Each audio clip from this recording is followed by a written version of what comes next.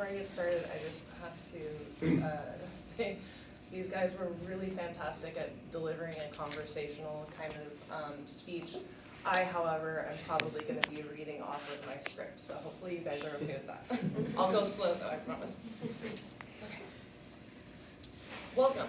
Thank you for inviting me to speak with you all today about a national healthcare crisis currently happening across the nation. My name is Ariana, and I will be discussing Black maternal mortality in the United States. Next slide. This presentation will cover the crisis, key definitions, root causes, gaps in the literature, and pathways to change. Pregnancy and childbirth are often portrayed as a time of immense joy and celebration. However, the reality for many Black mothers in the United States is far different. Black women in this country experience shockingly disproportionate mortality and morbidity as a result from pregnancy, childbirth, and the postpartum period. Specifically, Black women are 3 to 4 times more likely to die from pregnancy-related causes than white women. This graph illustrates the stark racial disparity in maternal mortality rates, highlighting the urgent need for the world's attention. To fully understand this issue, it's essential to define some key terminology. Maternal mortality is defined as the death of a woman from pregnancy, childbirth, or postpartum period up to 1 year. Maternal morbidity is defined as severe illness or health complications experienced by a woman during pregnancy, childbirth, or the postpartum period. Postpartum is defined as the first year after childbirth has occurred. To grasp the depth of this crisis, we must acknowledge its historical roots. Medical racism is not a new phenomenon in the United States. It has a long and troubling history. Historically, childbirth care was often provided by midwives, many of whom were Black women who played a vital role in their communities. However, as the medical field advanced, the approach to childbirth shifted toward a technology-driven and patriarchal model, which unfortunately marginalized the traditional knowledge and expertise of these midwives. The first image shows a Black midwife holding a baby after delivery. The second image highlights the wall of discrimination felt by Black women when they visit the doctor's office. Next slide. Systemic racism and discrimination are the largest contributing factors to maternal mortality. To gain a better grasp on how all these factors work together to create even more difficult outcomes for Black birthing people, we must look to the theory of intersectionality. Intersectional theory was introduced by Kimberly Crenshaw to frame the structural oppression that Black women face in the United States, with a focus on there being more than one factor that is causing oppression, like race and gender.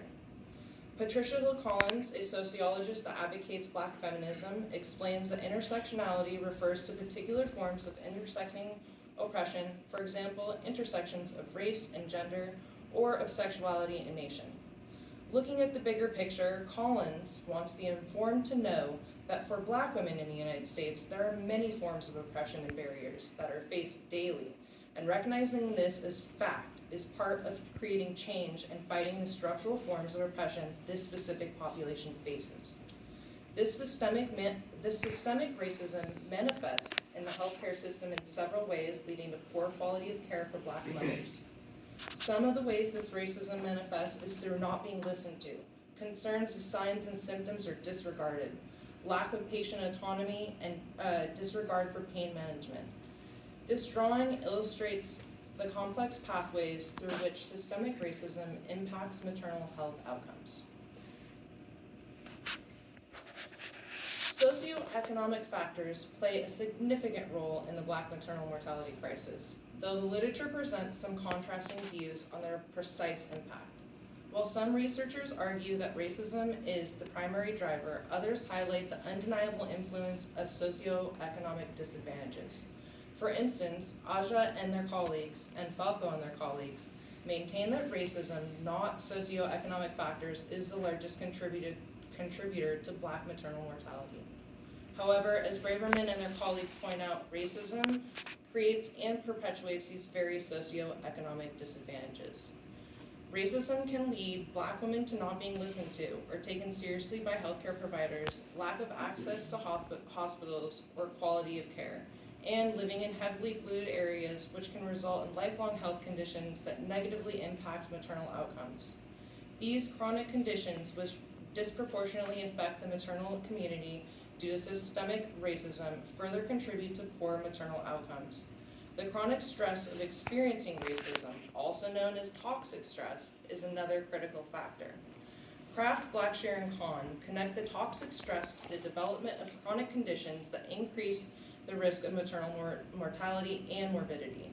Ultimately, as Braverman and their colleagues emphasize, racism is a major driver, impacting Black mothers both directly and indirectly through its effects on their socioeconomic circumstances and overall health.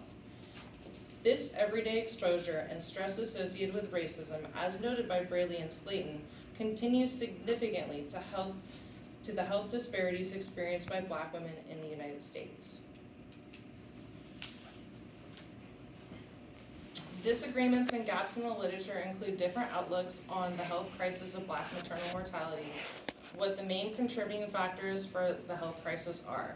For example, there is a lack of Black perspectives when analyzing the Black maternal crisis.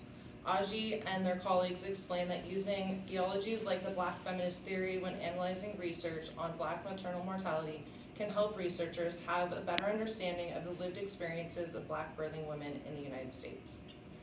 Using the power of the lived experiences in their research study, Alston and their colleagues discovered that giving mothers and fathers a voice can have an impactful benefit on the maternal community as a whole, especially the African American community, and reducing maternal mortality. The positive role of Black fathers in supporting maternal health needs further exploration. Researchers Fink and their colleagues used a cross-sectional research method to gather data from the largest healthcare database to determine what common themes were kept emerging in maternal mortality in the United States. The data spans from a time from 13 years, with the last recorded year being 2021. The findings illustrate that the most dangerous time for a Black birthing person is after they've left the hospital post-birth. So Fink and their colleagues strongly advocate that this should be examined and taken into account when engaging further research in Black maternal mortality. Addressing this crisis requires a multifaceted approach. Here are some potential solutions identified in the research. First, Braverman and their colleagues suggest that policy reform is crucial. They emphasize that targeting racism, environmental justice, and socioeconomic disadvantages through policy changes would significantly improve Black maternal mortality rates. Falco and their colleagues similarly call for policy change, specifically within the perinatal medical model. They advocate for greater emphasis on incorporating the lived experiences of Black women into care practices, as this is currently a major barrier to access. Furthermore, well-recognized organizations in obstetrics and gynecology have called for policy changes to increase choice and the implementation of midwifery within the existing medical structure, as highlighted by Cansamello. Research has also shown that doulas can play a positive role in improving Black birthing outcomes by advocating for the patient and helping them navigate the medical system, as Cansamello points out. On and their colleagues found that the states with midwifery collaborations between hospitals and patients saw a decrease in negative birth outcomes. Albing and their colleagues assert that to create change within the maternal mortality realm of the United States, medical professionals need to be educated on proper DEI measures and protocols. They also emphasize the value of maternal mortality review committees in identifying and addressing specific needs within each state. For instance, the MMRC in Florida has focused on non-Hispanic Black women due to their high mortality rates. A notable solution is suggested by Ahn and their colleagues that was originally proposed by the American College of Obstetricians and Gynecologists, which is to categorize the pregnancy model to include a fourth trimester that would implement an increase in visits after the birth of the child.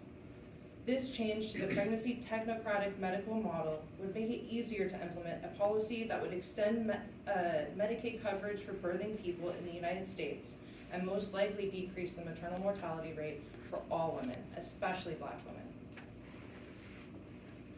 In conclusion, systemic racism is the root cause of the unacceptable rates of Black maternal mortality in the United States. We must pursue policy reforms, center Black women's experiences, and transform the medical system to ensure equitable care. This is a crisis we cannot afford to ignore. The lives of Black mothers depend on our collective action. Thank you.